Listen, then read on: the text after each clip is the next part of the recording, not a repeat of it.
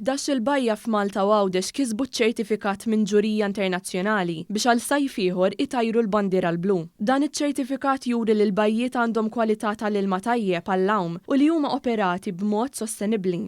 Il-bajjiet magħżula f'Malta huma l-Bajja ta' Buġibba, Font Qadir f'Taslima, il-Bajja ta' Golden Sands, il-Bajja ta' Għajn Tuffieħa, l-Għadira, il-Bajja ta' Fra Ben fil-Qawra u bajja privata ta' Lukanda f'San Ġiljan. F'Għawdex, il-Bajja ta' ir-Rummien u r-Ramla l-Ħamra ingħataw il-bandiera L-Blu. Bajja li s-sena l-oħra kienet rikonoxxuta ma kienitx inkluża fil-lista ta' din is-sena minħabba li qed isir xogħol ta' manutenzjoni fuqha. Il-Ministru għat-Turiżmu Ġulja Farrugia Portelli esprimiet is-sodisfazzjon tagħha li dawn il-bajjiet ġew rikonoxxuti għal sena oħra. Dan huwa premju prestiġjuż mhux għaċ-ċittadin Malti biss imma wkoll għat-turisti li se jkunu qed iżurna fix-xhur li ġejjin. Fl-aħħar mill-aħħar dan huwa ċertifikat ieħor li l-prodott turistiku Malti dan il-pajjiż, dan il-gvern investa fih u qed ikun qiegħed itejbu minn żmien għal ieħor. Il-Fondazzjoni Internazzjonali għall-Edukazzjoni Ambjentali irrappreżentata lokalment minn Nature Trust qalet li għalkemm dawn il-11 il-bajja qed jingħataw iċ-ċertifikat tal-bandiera L-Blu,